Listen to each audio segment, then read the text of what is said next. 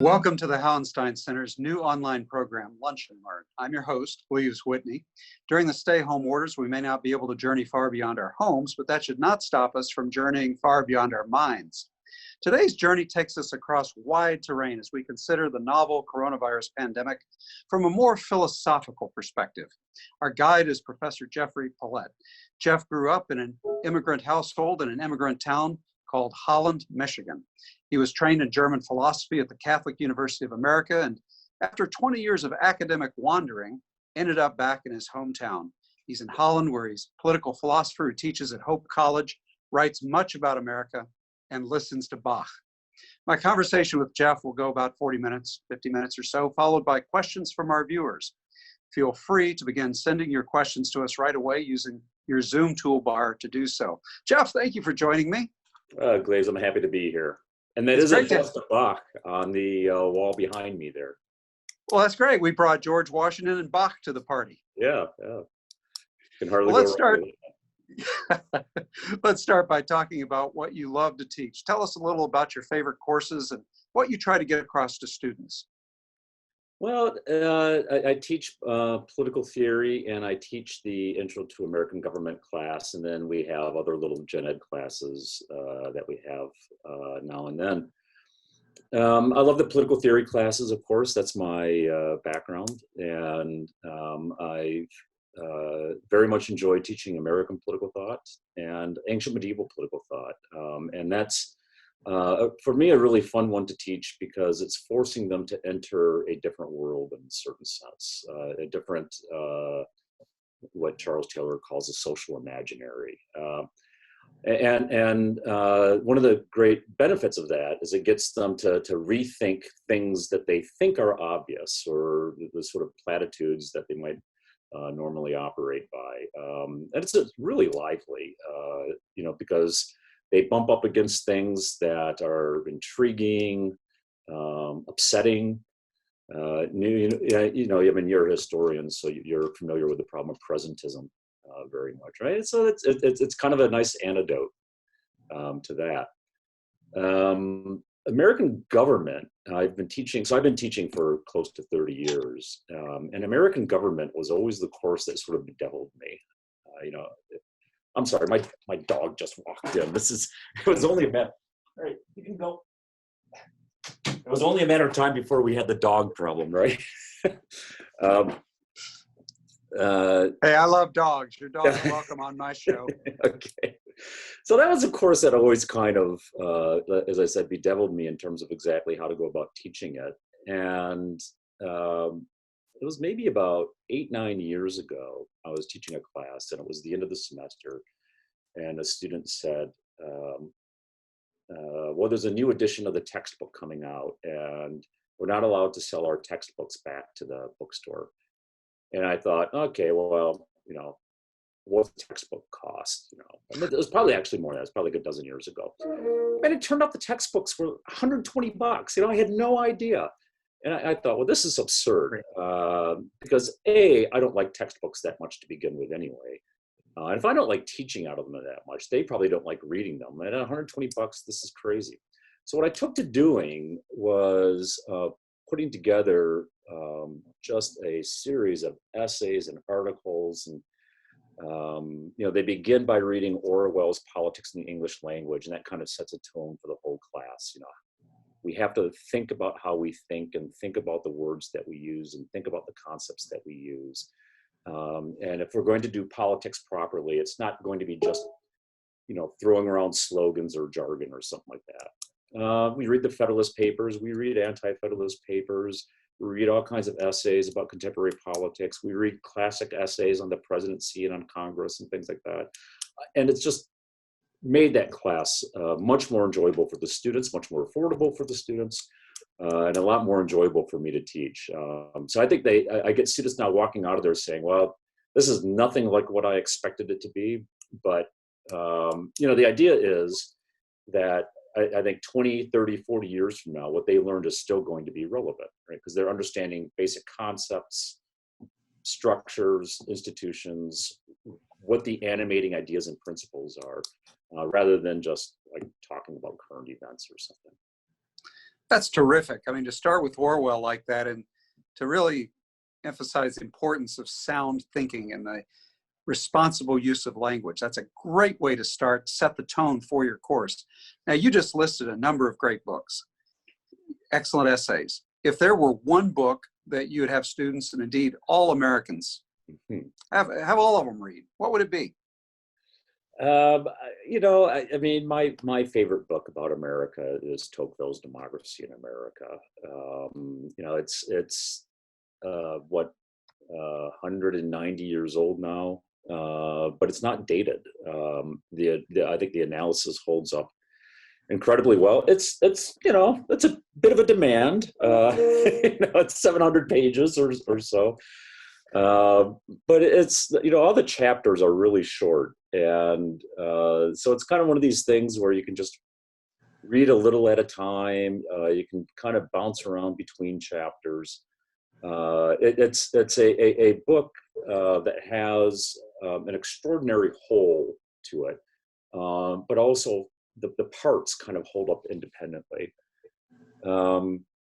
So I think that's just a great book. And you know, then I think there are sort of the kind of great American novels, you know, that sort of help you understand, you know, Gatsby, or I love the work of Walker Percy. You know, I think he's getting at something authentically American. One of my favorite novels that I think it gets at something really authentically American is Robert Penn Warren's All the King's Men. I just think that's a brilliant novel, and it captures some of the essential elements of America in really profound ways. How do you use Gatsby in political theory? I've never taught Gatsby in class. Okay. I have taught Penn Warren in class, and it's you know, that's a bit dicey, you know, because it has the forbidden word in it on numerous occasions, and so, you know, you have to kind of do a disclaimer at the beginning. But I do like to teach literature in my classes because it's again, it's an imaginative sort of world. I mean, one of my there's a great line in All the King's Men. Quick background.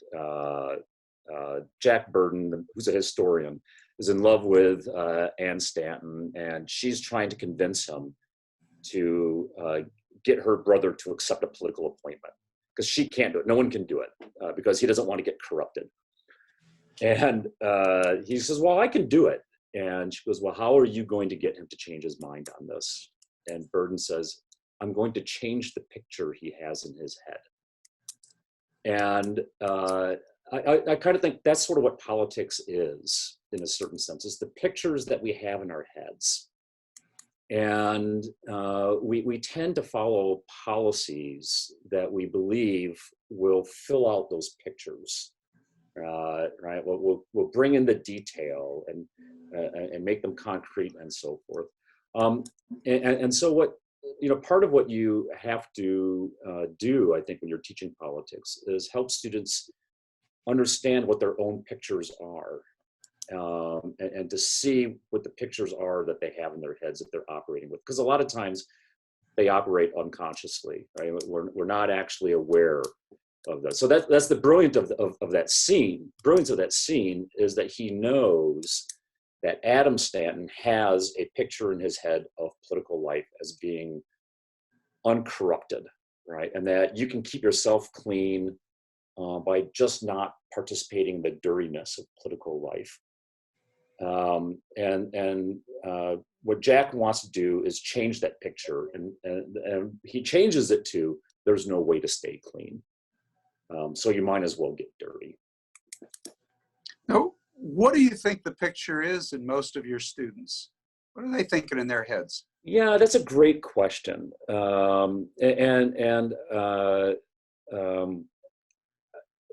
I say this without cynicism. I think that they have a picture in their heads of political life that are both contradictory and complementary at the same time.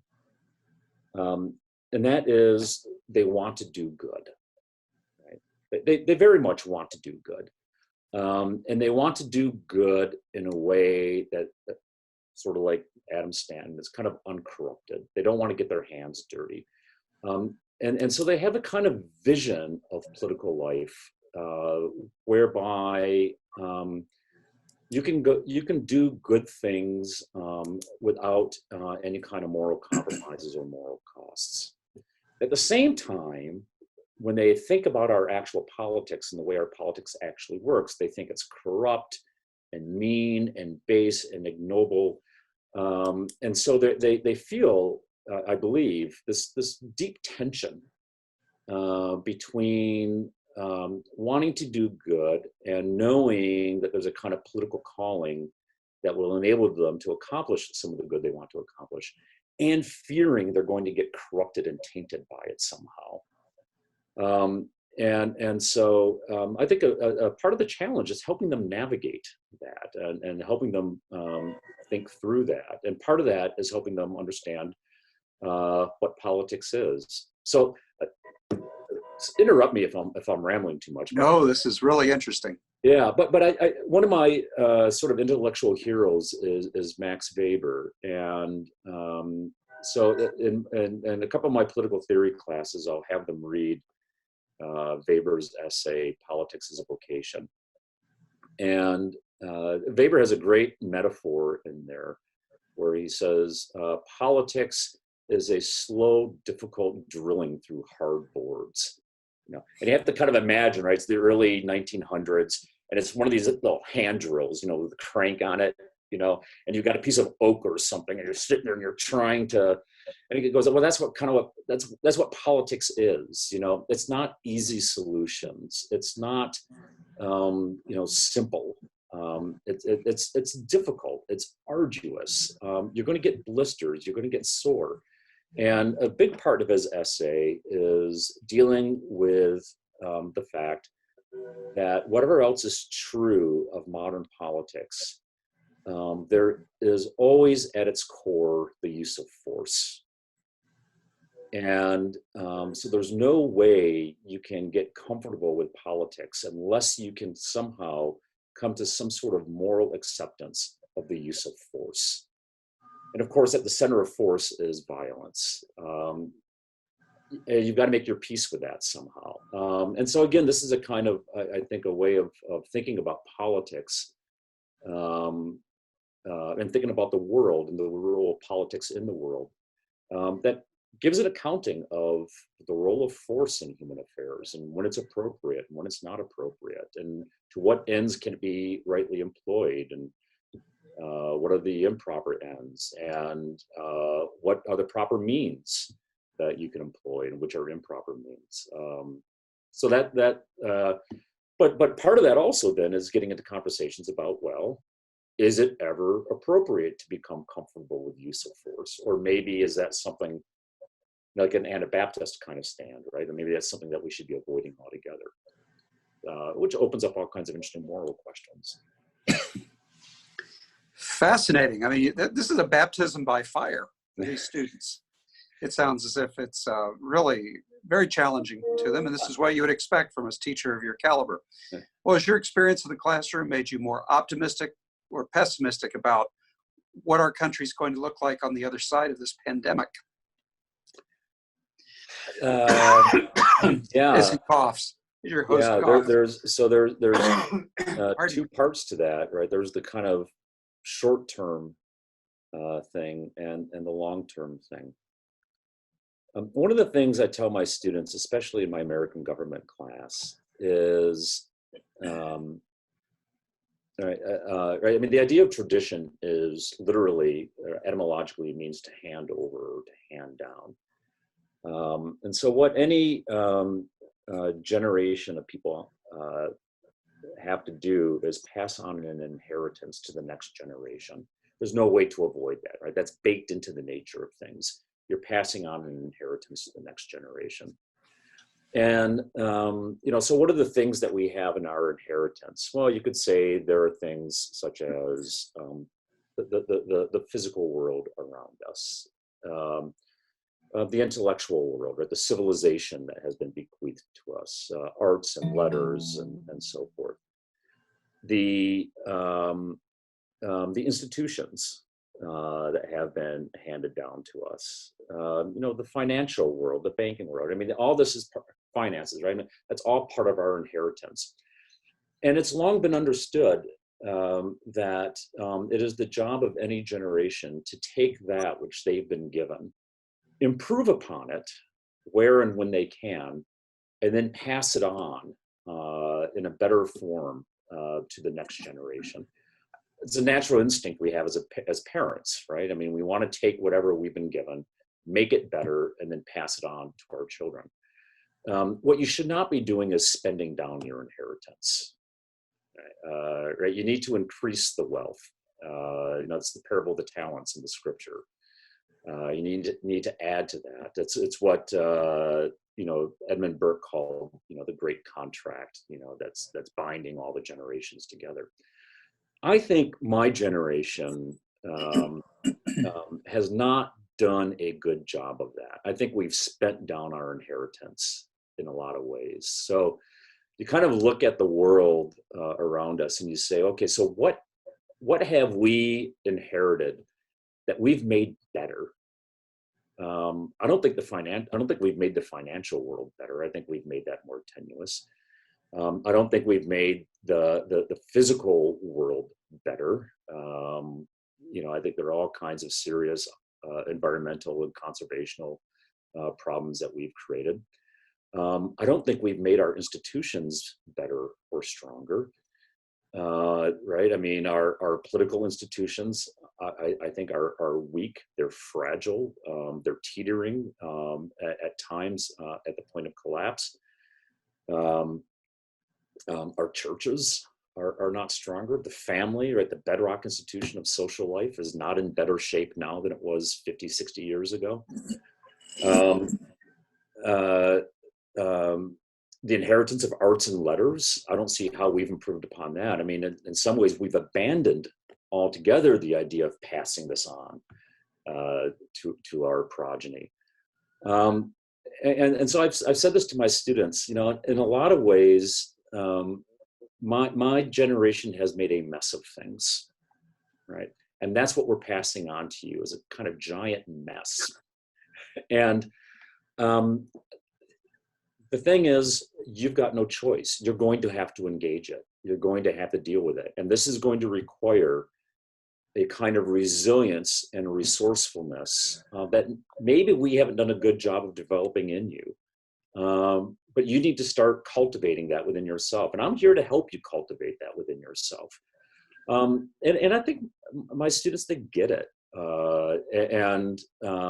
They look at even before this pandemic, I think they kind of surveyed our political institutions, our financial institutions, our social institutions, and they thought, oh, this doesn't look good. Right, they get it. They need to be resilient. They need to be resourceful. They need to, again, sort of rethink the ways they're going about things. Jeff, let me ask you. Yeah. Let me ask you a basic question. So we were raised by a generation that had gone through a lot of privation. They'd been toughened up by the Great Depression and then World War II. And then all of a sudden dawning on human consciousness, the possibilities of nuclear annihilation, they had to bullet through. They didn't have the luxury of being coddled. Mm-hmm. What happened? We got those lessons from our parents. Why weren't we more successful, our generation, in raising these younger people? Yeah. Yeah, that's a great question. In some ways, you can look at that and say, well, that was sort of a hard world. I look at my parents' world, and I think that was a hard world. My parents are immigrants. They grew up in the Netherlands during the Second World War, during the Great Depression. So they knew privation, right? They knew genuine hardship. And I think part of it was they did something parents are naturally going to do, and that is try to protect their own children from privation and hardship.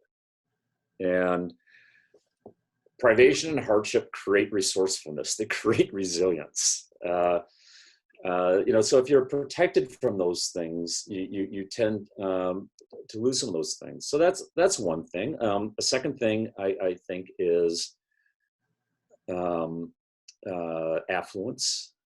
Right, there is a kind of corruption of affluence that can take place. Most political thinkers, from Plato and Aristotle on through the American founding, if you read the people who are writing around the time of the American founding, there were certain things they feared, but one of the things they feared a lot was luxury. That's right. Right, and that. Right, too much abundance, too much luxury would soften people. It would corrode the morals of the community. It would erode resourcefulness and self-sufficiency and independence and so forth. So they really feared the kind of corrupting influences of luxury. I mean, you and I know each other. We kind of know something about each other's backgrounds. So without saying too much about that, I think that a lot of our political leaders did not grow up in knowing privation, right? So that I think there is this sort of corruption that kind of takes place. And then at the level of kind of elite leadership, I do think that you have the what's the well-known book Tenured Radicals, right? You have this sort of problem of tenured radicals, right? So the people who were the sort of campus radicals in the 60s and so forth end up becoming the college leaders of the next generation. What do, right? They jettison the sorts of things that can create a sort of steely resolve within people. So for example, like I mentioned ancient medieval political thought. One of the things that really hits my students when I have them read it, I have them read Lucretius, De Rerum Natura. That's one of the books they have to read. But then they also have to read Epictetus and Marcus Aurelius. And when they start reading the Stoics, it's kind of like, but this is really interesting, right? And it speaks to them in a really powerful way. So it's I think it's a combination of things. If you live anywhere, and I think this is kind of a big part of maybe the conversation today, if you live in a world that you think is going to be constantly getting better, right? I think that one of the problems in our politics is that we think we have solved the two main problems of political economy. Right? The main problem of political life is disputation. Would you please repeat that? The main problem of political life is disputation. Disputation. Yeah, we disagree about things, and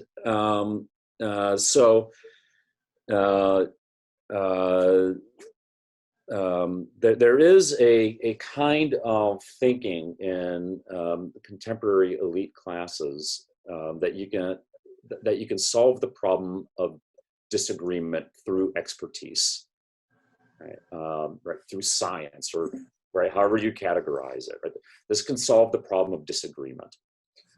The kind of fetishization of facts, for example, in contemporary discourse, that's interesting to me.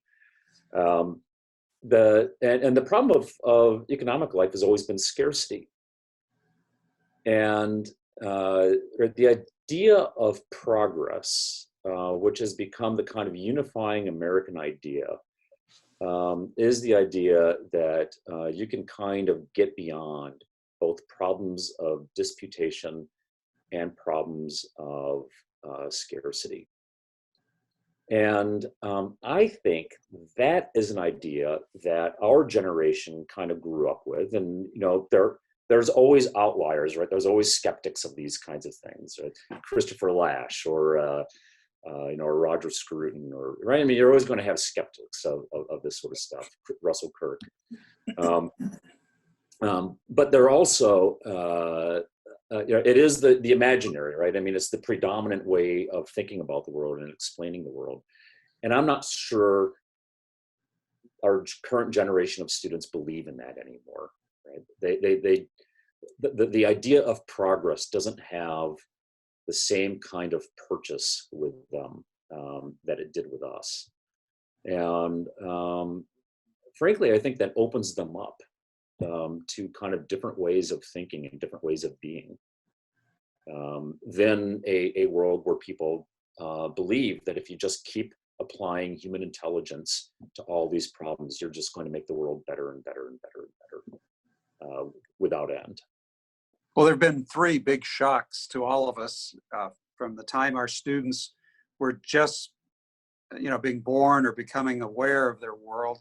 I mean, we've had 9/11, we had the Great Recession, we have this novel coronavirus pandemic. These shocks to our way of life, it makes sort of the easy materialism that we had come to expect suspect. And I agree with you. I think our students are challenging that. And it's going to be interesting to see how they're going to process this coming on the other side of the pandemic. Have you been in touch with your students? Are you getting any initial rumblings of how they're pulling all this stress together? Yeah, I it's kind of funny because I have a group of students. I have this little book club that I run on campus. I call it the Tocqueville Forum. We meet regularly and read whatever and discuss it and have dinner and so forth. Well, we couldn't do that after the campus shut down. So we would do it online. And I had them reading a couple of unusual books and unusual essays. One week we read a couple of short stories by Nathaniel Hawthorne. One was his short story, The Celestial Railroad, and the other was his short story, Earth's Holocaust. And they're classic Hawthorne. They're really wonderful stories. I recommend them to listeners. Celestial Railroad, Earth's Holocaust by Nathaniel Hawthorne. And one of the things that Hawthorne was a really profound critic of the idea of progress. Right? Because in both stories, right, they're the people, the main antagonists in the stories, or protagonists, I should say, are kind of utopian dreamers. And what he kind of does is he shows the costs of these utopian dreams, like what they have to do to accomplish this, and ultimately the impossibility of ever accomplishing these dreams. And those stories both really resonated with the students. They were, they really got into them. And then we read a really short book by the Catholic philosopher Joseph Pieper called Only the Leisure? Pieper. Pardon? Yes. No, it wasn't Leisure. No, it wasn't Leisure. Okay. It was a smaller book yet than Leisure. Yeah, that's a great book, Leisure, the Basis of Culture. No, it's a small book he wrote called Only the Lover Sings. It's a wonderful little book. But it was a kind of book about what really matters in life. Like when you start stripping away a lot of the accoutrements and a lot of the material stuff, and like what really matters in life, what do we really see in the world about us? They loved that book because I think that's the stuff. They are hungry for meaning. And they're hungry for things that are going to give them meaning, and they feel it to their bones that material abundance is not going to do that. That's not the answer to the questions that they're asking. And so in a certain sense, I think that there's a salutary effect to diminishing expectations. I mean, the American dream is the dream of constantly rising expectations. But I think there's something to be said for diminishing expectations. So I tell you, when I spend time with my students, I'm hopeful about the future. I'm not necessarily optimistic about the future, but I'm hopeful about it. I feel the same way. Yeah. These students, they really, you encapsulated them so well. They do want to do good. They do want to make the world a better place. And I so enjoy their energy, their enthusiasm, the seriousness with which they tackle their studies so that they can come out with that degree and be ready to work and start making change. I know the students we have in our Peter C. Cook Leadership Academy are real inspiration. I think sometimes they suffer, from imposter syndrome and the burden. They don't think that they rise to the challenge yet, but in time they're going to blossom and they will be really a credit to us. I think some of our better students, certainly. Yeah, you rise to the challenge by rising to the challenge, right? I mean, Yeah, it's right. what it's thrown at you. When people complain about the youth, and millennials this or Gen Z that or something like that, I always say, you know what? You come and spend a week with me, with the kids that I have the privilege to teach. I mean, I just think they're remarkable young people, and some of them are so far ahead of where I was when I was their age. Oh, I know. Totally. Yeah. Well, this leads to an interesting question, Jeff. We talked before this particular webcast about some of the ideas we wanted to go through, but this comes right at it, what you're saying. We're training our students to be part of the elite and to take their place in society as people who can deal with bureaucracies and all the things that we sometimes find irritating. But is this pandemic leading political philosophers, political scientists to reevaluate the role of elites and bureaucrats? Yeah, I think that's been going on for a while. I believe Lash's book, I mentioned Christopher Lash earlier. I believe his book, The Revolt of the Elites, was published in '91. And I was actually going to review that book in kind of preparation for this, but it's back in my office. I'm not allowed in my office at school right now. But it's a really prescient book. And the fact that it was written in '91, I think, is really interesting. 1989, as you recall, is the year of the collapse of the Berlin Wall. And it is the year of the publication of Francis Fukuyama's The End of History. And, so this idea of the end of history has kind of a long patrimony, going back to German idealism in the 19th century and so forth. Marx, right, in the Communist Manifesto says, communism understands itself to be the history, the riddle of history solved, right? And it knows itself to be such, right? So in other words, the kind of struggle, the dynamism that drives the historical process, once solved in thought, then in practice, it just becomes a kind of matter of detail, right? Of bureaucratic management and so forth. So again, there's a whole, I won't bore listeners with a kind of whole school of thought on this. But the idea is that essentially you've resolved the conflict that drives history forward. And what you get in the American context with this idea that we have reached the end of history is that the problems of social life are now basically problems of bureaucratic management and expertise. Right? And so you have to generate a kind of class of experts who are properly trained in the methods and the ideas of the sciences, both natural and social, and that these people are largely the term that they would use. What was one of the terms I saw? Empathetic, non-self-interested decision makers. Right. So in other words, right, there's this idea that we have entered a world of politics that is now dominated by these disinterested selves. In other words, they're not motivated by self-interest, they're not motivated by party interests. They just kind of know the right way to do things because they've been properly trained, and they've kind of gone through all the proper training regimens, right? So it's the development of the new meritocracy. All right, these are the people whose job it is to rule. And so what that means in part is that you're not doing politics as normal anymore. And this is one of the reasons why we're now in a post-congressional age, because Congress is politics of contest, right? Congress is the politics of disagreement, negotiation, compromise, log rolling, like all the kinds of stuff, that people don't like.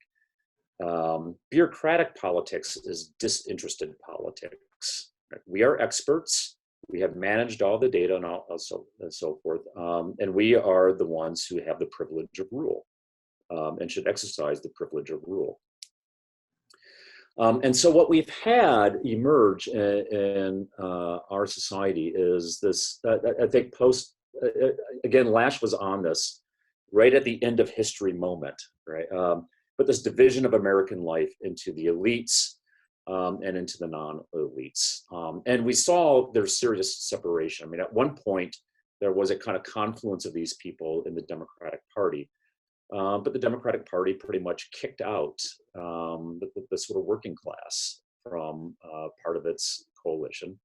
And what you were left with were the coastal elites who were running things. Any time in American history or in Western history that I know of, where you get a kind of elite ruling class that sees itself as both separated from the working class and as superior to the working class, with no noblesse oblige that obligates it toward the working class. What you have are the seeds of revolution, and you're going to have this resentment building up in the political system that's going to emerge in populist revolts.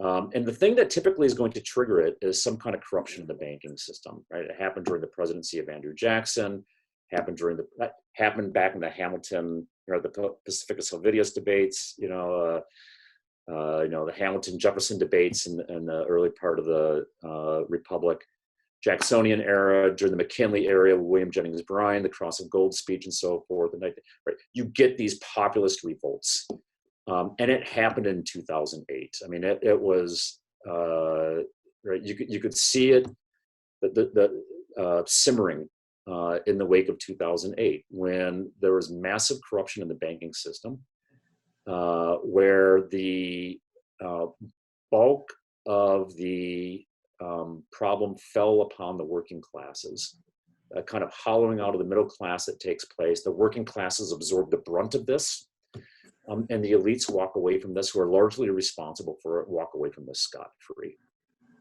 Like, there's no way that's not going to generate resentment in the political system.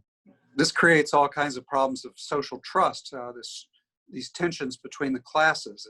What is solidarity in such an environment? And maybe this gets a little bit into the meaning of 2016 and the election of Donald Trump. This is a sea change, it seems to me, in American politics. Yeah, I mean, I read the Trump election in 2016 as a lot of people did, as a kind of populist revolt, but it was a populist revolt generated by the failure of the elites in our country, and that failure manifests itself at a couple of different levels. One of which is their social isolation, but the other is a kind of political indifference. Right? Compare, for example, you and I briefly talked about this idea. The difference between an epidemic and a pandemic. A pandemic is a sort of situation where everybody feels vulnerable. An epidemic is a situation where only some people seem vulnerable. And then you get an interesting kind of situation where, how connected do some groups who are not suffering from it feel to groups who are suffering from it? So take the AIDS epidemic, for example, in the 1980s.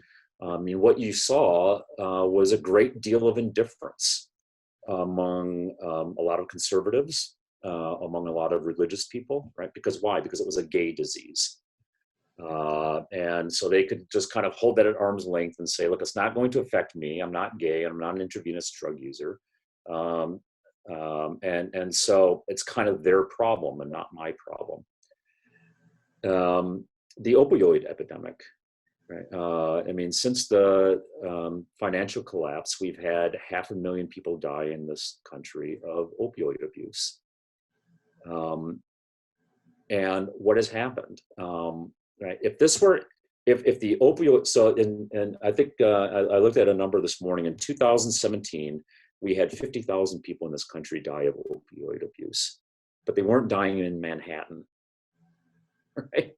If that had been happening in Manhattan, there would have been a media outcry and a decisive political response to it.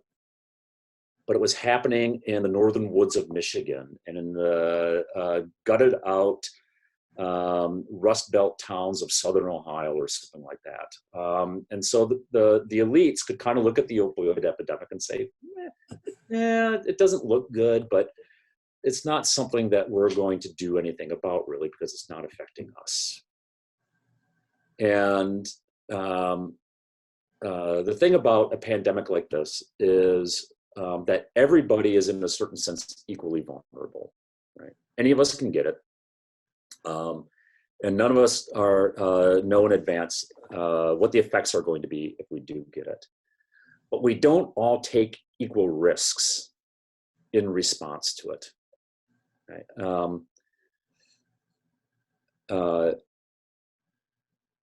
Honestly, other than I can't go to my favorite bars in Holland. That sounds bad. I shouldn't say it that way. My favorite restaurants or whatever. You know, I mean, I don't like teaching online, but I could do it. And I don't like meeting with my students online. I like sitting with them in my office or going to have a cup of coffee with them or something like that. But I could do it. I kept getting my paychecks. I kept doing my job. I kept busy. I kept doing things. Why? Because I'm a white collar, upper class knowledge worker. Okay? I'm not a service worker, and I'm not a producer. I'm not a manufacturer. I'm not. You know, Lash talks about this in both. The Revolt of the Elites, but also his book, The True and Only Heaven, right? There's this kind of division of American life into the elites and the non-elites. And one of the things about the non-elites is they're small scale proprietors. All right, so they're small business owners, they're craftspeople. They're very hands-on kind of people. And people like that are going to respond differently to something like this. Then are people who are not those things, right? They're knowledge workers. They can just as easily work online as not online. And so what has happened with this pandemic, at first I kind of thought, okay, maybe there's a kind of new social solidarity that's going to emerge from that, but that hasn't happened at all.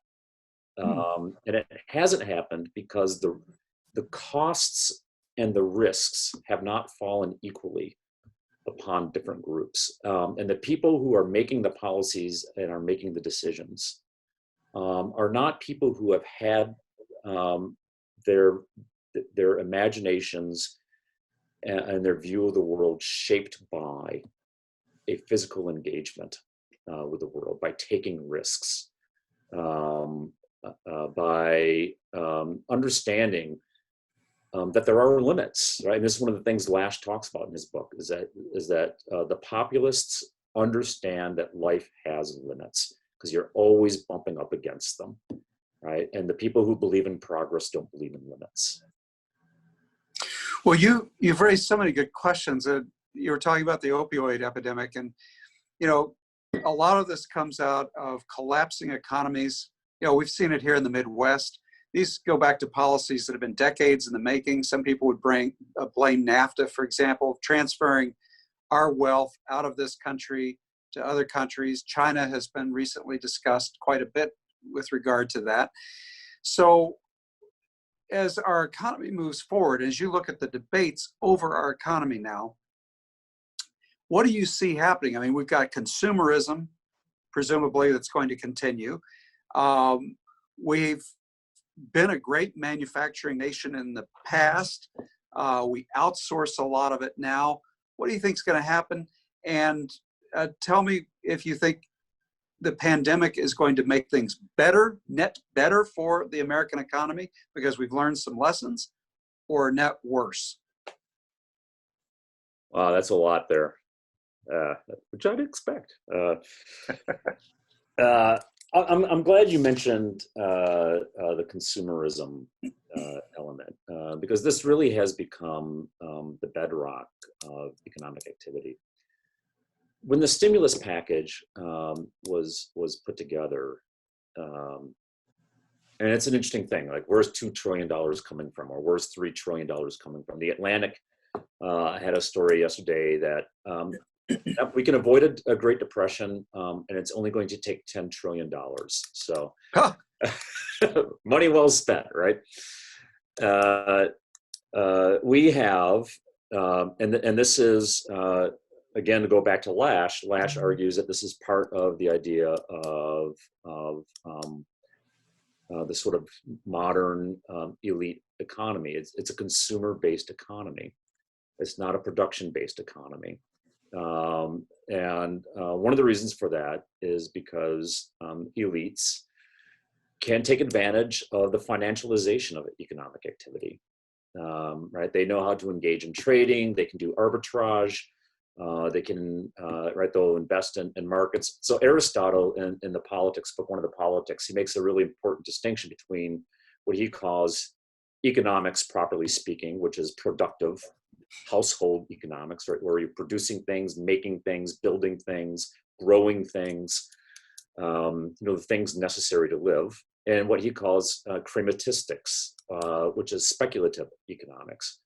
And the idea is that you're not producing wealth, you're creating a kind of artificial wealth.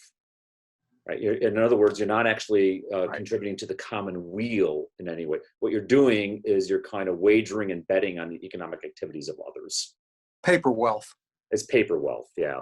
And the whole thing in 2008, that's what it was all about, right? The credit default swaps and the CDOs and all this, right? I mean, this is just all speculative paper wealth.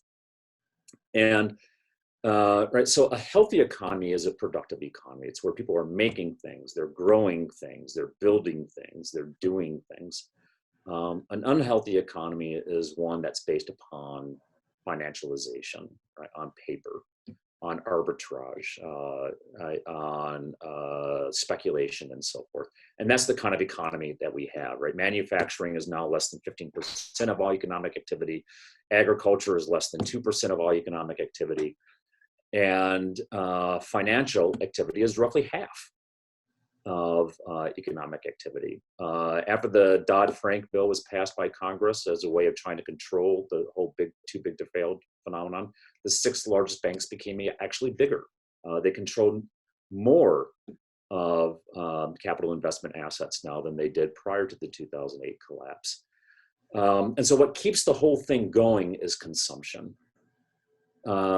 And what keeps that consumption going is has largely become cheap goods from China.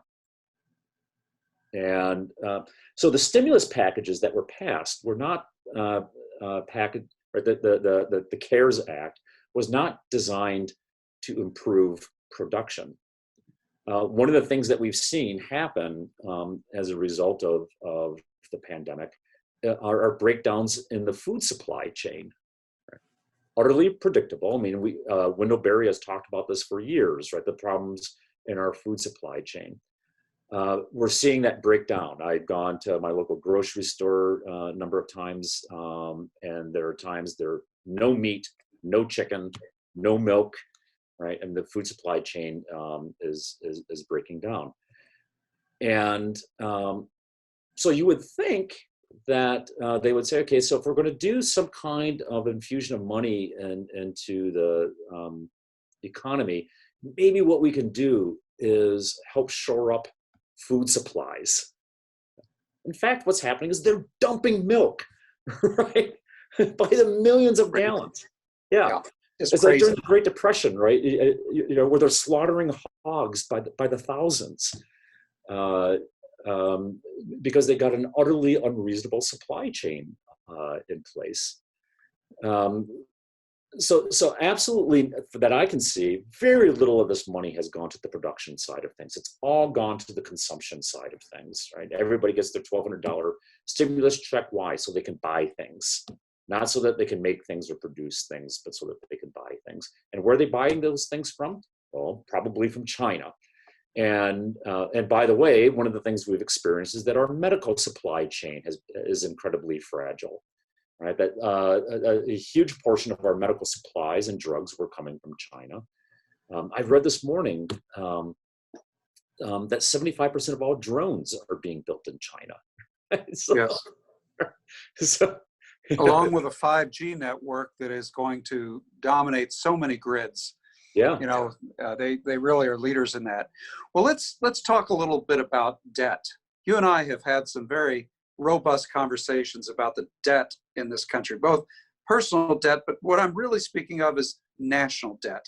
Mm-hmm. We seem to have entered a phase in which we think we can solve all problems by printing more money, and the Treasury going out and buying bonds, selling our debt to China, that kind of thing.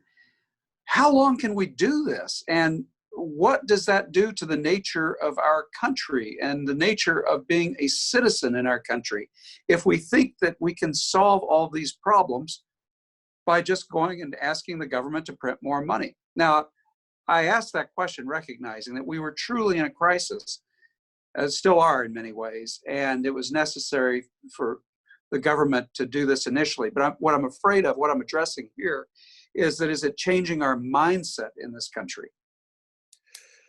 So, yeah, well, that's the other part of the consumerist thing, is we get our goods from China, but then we also purchase those goods with debt that's being funded by China. Crazy. In some ways. Yeah, and China's a bad actor. And I know I'm not supposed to say that, but to me, that is evidence of the kind of corruption of the elites, was that early on in this process, they could not bring themselves to say the obvious, and that is that China was a bad actor in this whole business.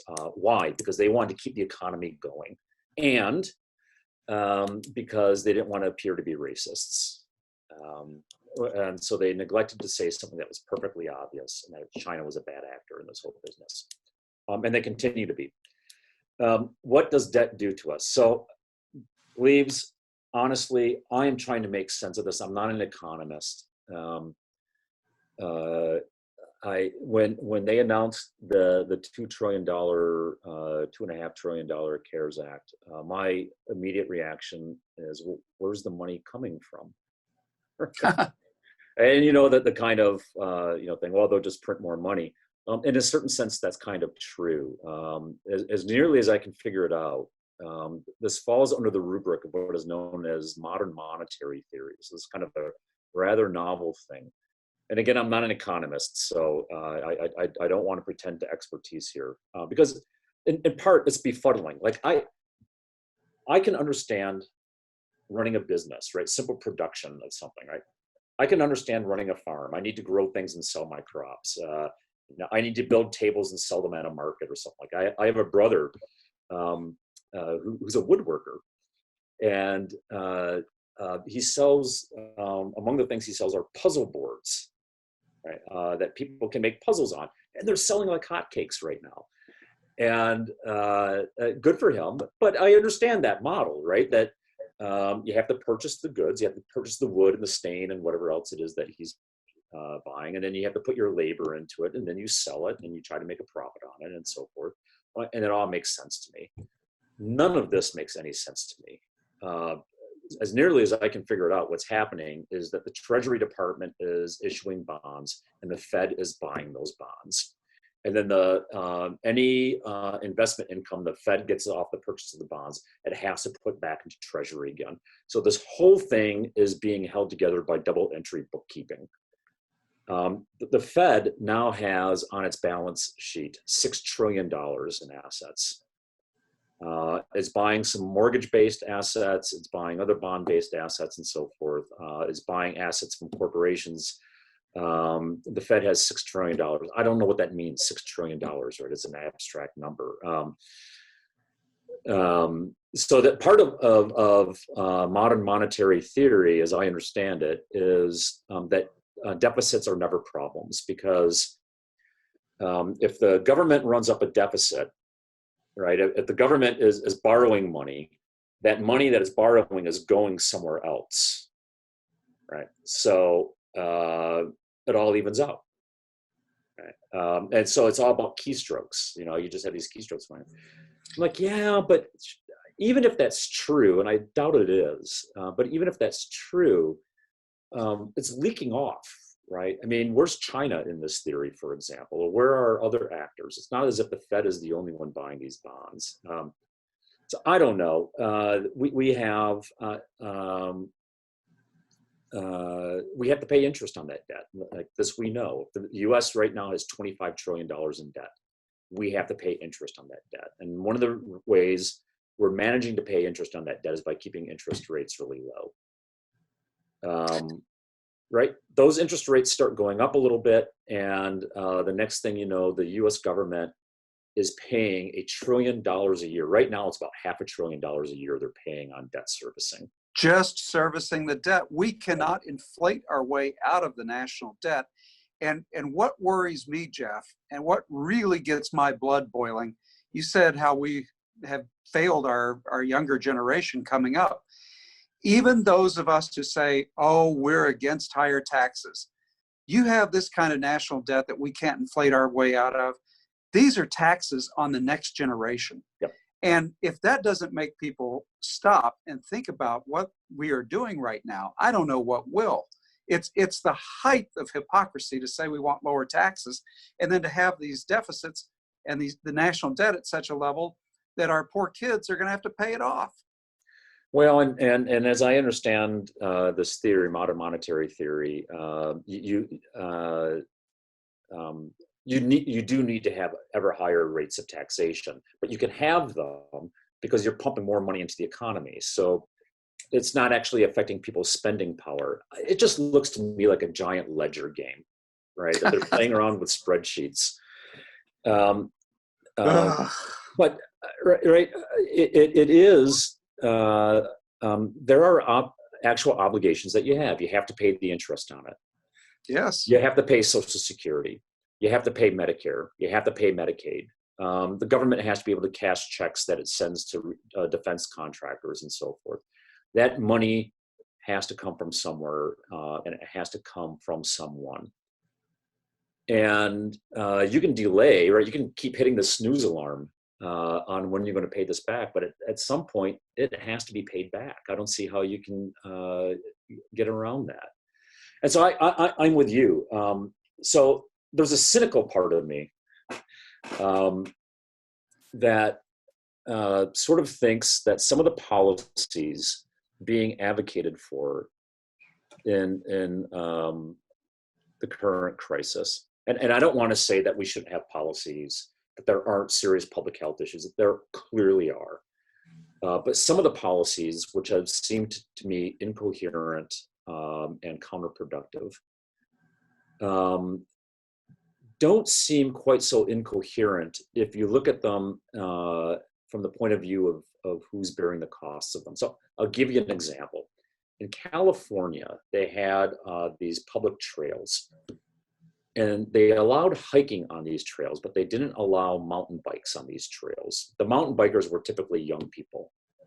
The hikers were typically middle-aged or older people. Now, how is mountain biking more likely to spread the virus than hiking or walking together? It's not, except that mountain bikers are young people and walkers are old people, right? So I think there is an aspect to this, a generational aspect to this whole thing. I think there's a class aspect that doesn't get talked about enough, and I think there's a generational aspect that doesn't get talked about enough. There is a kind of another act of the baby boomers at work here. Now, one of the things that social science data tells us about baby boomers is there are high levels of secularism among them. And so what are the sort of two things that you typically see emerge in secular societies? I mean, it's one of the things Tocqueville talks about, actually. One is an obsession with material well-being. And two is an utter inability to deal with the problem of death and suffering. And so avoiding death and suffering becomes the summum bonum. That becomes the most important thing. No, Lash talks about this with regard to the difference between populists and elites, is that populists, because, you know, they're facing death all the time, right? It's part of the world. They recognize it as a kind of normal human limit. They don't welcome it, they don't seek it, but they understand the way it operates as a limit upon human goods and human aspirations. You know, the transhumanist movement in America, you know, this idea that, you know, through algorithms and computer generation, right, we can kind of bypass the problem of death altogether. It would just download our consciousness. Right? There's a professor at Princeton who's kind of famous for talking about this. We'll just download our consciousness. I think there is a general problem that we have about trying to make sense of death. And so you have groups of people who think it has to be avoided at all costs. And other people who say, well, look, I know it's going to happen to me someday.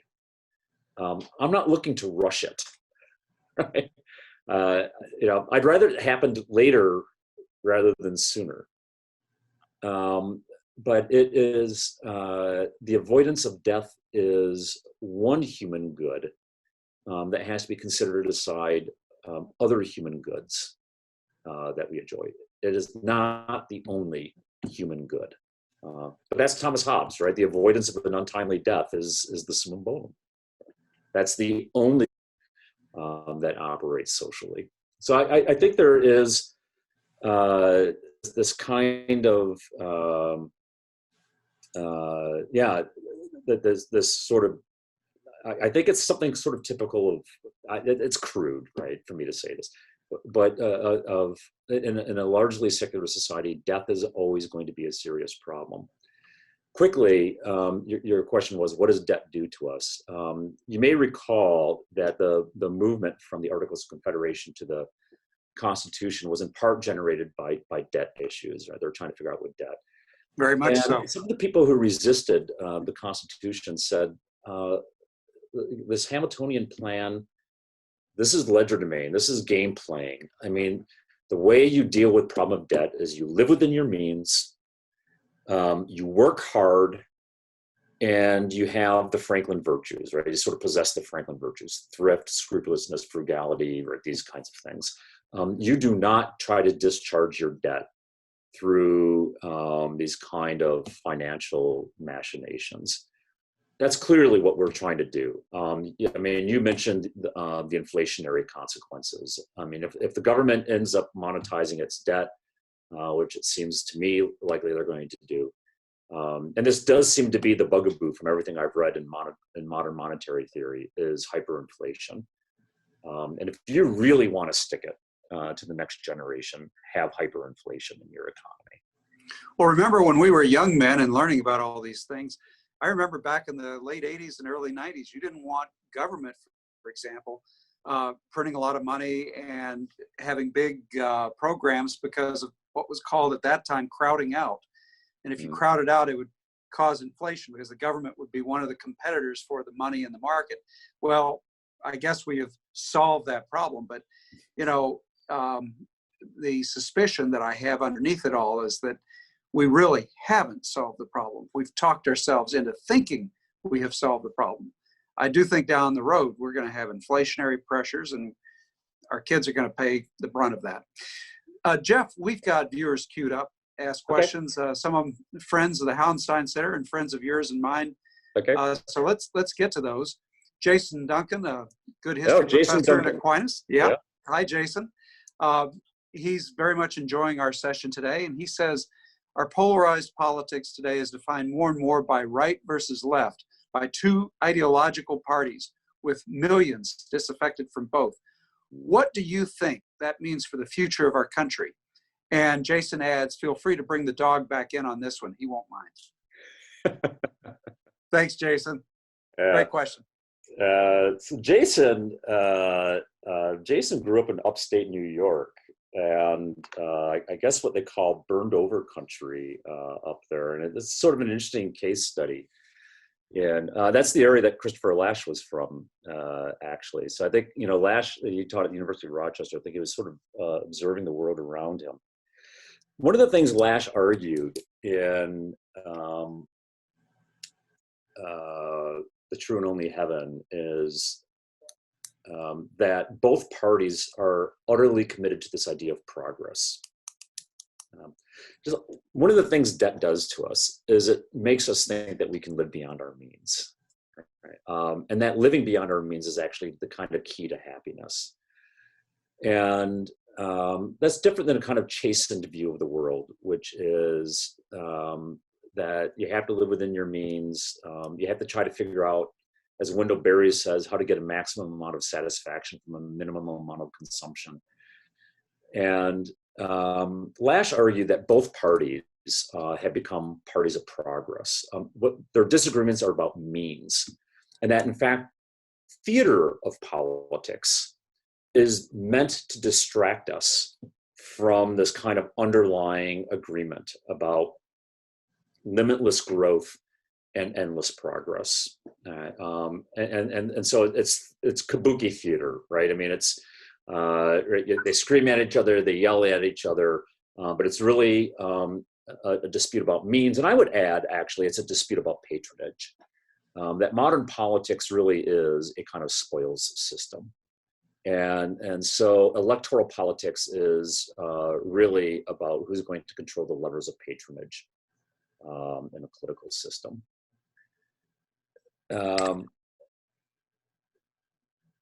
What happens is exactly what Jason suggests, and that is you're going to have a lot of discontent that finds no voice.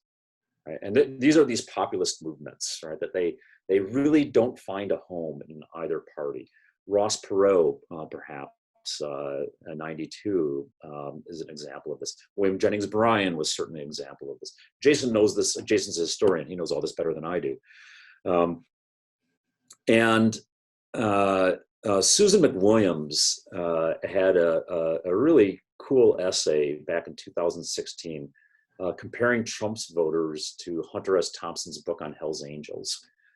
It was a really smart essay. Susan McWilliams, I recommend to viewers that they watch it. And that is these people who, that the system has kind of said, we don't want you. J.D. Vance, the hillbilly elegy is kind of the articulation of this, right? That both parties have sort of said to these people, we don't want you. And then Donald Trump comes along, right? Right? Marco Rubio didn't want them. Jeb Bush didn't want them. Rick Perry didn't want them, right? But Donald Trump said, no, I'm going to be a voice for you people. It's how you end up with Donald Trump, right? Because that resentment that's building up has nowhere to go. And it has no positive program. I mean, the fact that Trump has no positive program is kind of the point. In a certain sense, McWilliams says it's sort of like the Hell's Angels going around with their middle fingers raised. It's not as if they're doing something affirming or positive. They're just saying not that because you people have dispossessed us, so we're a pox on the whole enterprise. What that movement needs, what that resentment needs. Is a political program that is a positive, affirmative program and maybe this is just a prejudice on my part, it's not going to come from the left. If it's going to come anywhere, it's going to come from the right. Why do you say that? Because it is a fundamentally conservative disposition to believe in limits, right? That to be skeptical of progress, to be skeptical of elites, and to be skeptical of. I'm going to go back to Lash again. One of the things Lash talked about was what America needs are people who are independent, not interdependent. And by that, he meant people who are doing things, they're building things, they're making things, they're creating things, and they share this kind of small scale life together. It's all about localism, right? They share these local lives together, and that's where the solidarity happens. And they engage in disagreement, right? They fight, they struggle. It's agonistic, and that's democracy, right? It's messy, it's agonistic. But at the end of the day, people kind of say, yeah, you know what? I mean, that's fine because I can still maintain my livelihood because things aren't interdependent where we all have to kind of run according to the same program and the same plan. And that's the egalitarian impulse, right? We're all going to have to be subject to the same plan in a certain sense. If it comes anywhere, it's going to come from the right, which recognizes limits. At least there's a history there. There's a tradition there on the right. It's not currently there. It is, but in very small form, which talks about proprietorship, talks about independence, talks about limits, is largely religious, right? It's more religious. And I think that Lash talks about this. The religious sensibility is essential to this. Because if you're religious, you know you're not God. Yeah, that's right. Yeah, Tocqueville has a lot to say about this also.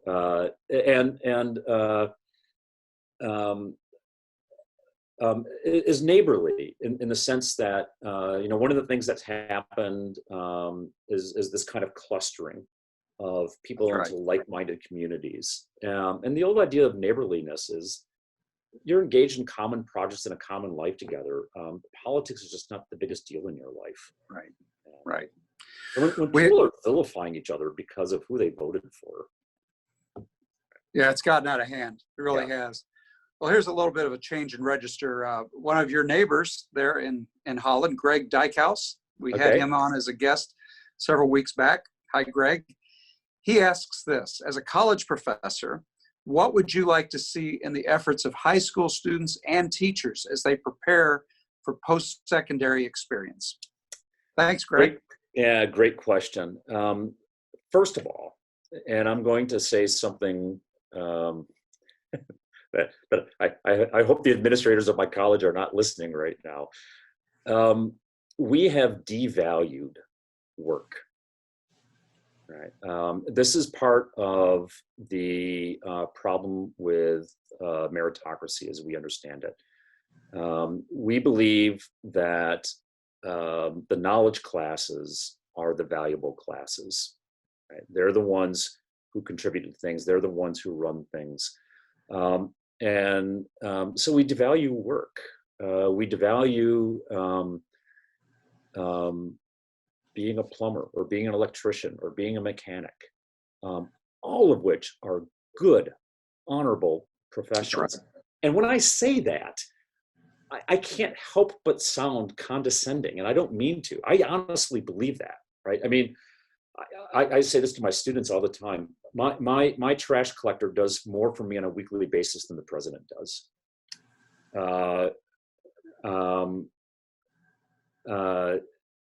And part of it is,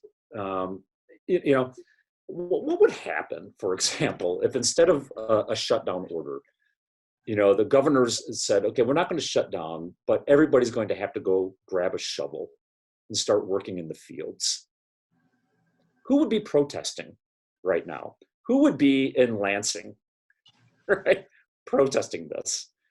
Well, I have a pretty good idea who it would be. shovel? I'm sore. I'm tired. I've got blisters on my hands. So like, yeah. I think that I've got a friend who teaches kindergarten, and she's being told that she has to make her students college ready. I think this is absurd. And I think we overvalue mental labor and we undervalue physical labor. And that's a serious problem. So we should not be telling high school kids, you got to get ready for college. College is the golden ticket.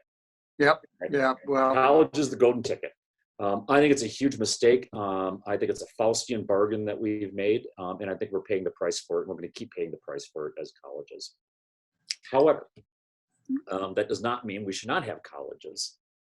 And if you want to prepare a kid for college, have them read, have them write. Those are the two skills that are most important and are the shortest in supply. And get them off their computers, take away their computers, don't give them iPads, give them books, and give them a pen and paper. Here. Jeff, we've got now a question that just came in from our good friend George Nash. Oh, wow. Great historian there in Massachusetts. And he asks, I think, a question that was provoked by about the midpoint of our conversation. He's asked, can conservatives believe in limits, yet be committed also to improvement? Is there an American tradition of conservative reform? Mm-hmm. Well, thank you, George. For listeners who don't know, I mean, George Nash is the great historian of American conservatism. So I'm hesitant to tell. You should have George Nash on here answering that question rather than me. George, we're going to have you on so you can answer that question someday.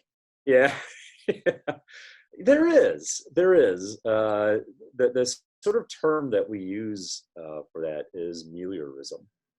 And there is a conservative meliorist tradition. Edmund Burke. Define what meliorism is. Oh, to ameliorate something simply means to make it better, right? To improve it. It implies more of an incremental. It's an incremental thing, and we all seek to do that, right? I mean, we seek to better ourselves. We seek to improve ourselves. My mom always told me, whenever you go somewhere, you leave the place better than when you found it. Right? And I think that is a conservative disposition. Edmund Burke, famously said, people who have, how's it go again, Gleaves? The people who have no capacity for their improvement have no ability for their preservation, or something like that, right? I mean, well, if George is listening, George, would you please send that in to us, the exact quotation? I know you know from Edmund Burke. Yeah, it's right. You have to have the means for your improvement if you're going to have the mechanisms for your preservation, and that any kind of healthy society is a proper balancing of, to use old Aristotelian terms, between static and dynamic elements. An obvious example is race, right? I mean, there are a lot of conservatives who were simply wrong about race. That's right. Back in the 40s and 50s. And even 60s, National Review was holding out, not, supporting the Voting Rights Act, not supporting the Civil Rights Act. It's one of the black marks on the conservative movement. Yeah. It's scandalous, right? Scandalous. And the conservatives are still paying for it today. Yeah. And that is not only an improvement in the lives of black people, it's an improvement in the life of America. That's right. It made the country better. Right? If you think about our classes, Hope. I'm not sure what year Hope College went coeducational. Right, but there was a time where young women couldn't attend college. Also scandalous. It's scandalous, right? I mean, I sit in these college classes. I have these young women. My Tocqueville forum, 2/3 of them are young women. They're bright, they're engaged, they're energetic. Like, what a loss it would be if they had to keep that light hidden under a bushel. And Jeff, oh, I so agree. 66% of the people in our Cook Leadership Academy are women. Yeah, yeah, yeah. The world has of my changed. children are women. But thank goodness the world has changed, and there is a consensus across both parties now, both progressives and conservatives, that it has to be this way. Yeah, yeah, and I think it is a you need to have a kind of consistent working out of your principles. Principles are no good if you abandon them the second a crisis arises. Then they're not really principles; they're just sort of guidelines, And I think King was exactly right that some of the principles in the American founding are what we might roughly call conservative principles, and we weren't living up to them. Right? That's right. And there's a reminder to people, a call to people to live up to their principles and to work them out fully. So yeah, I think absolutely there needs to be conservative reform.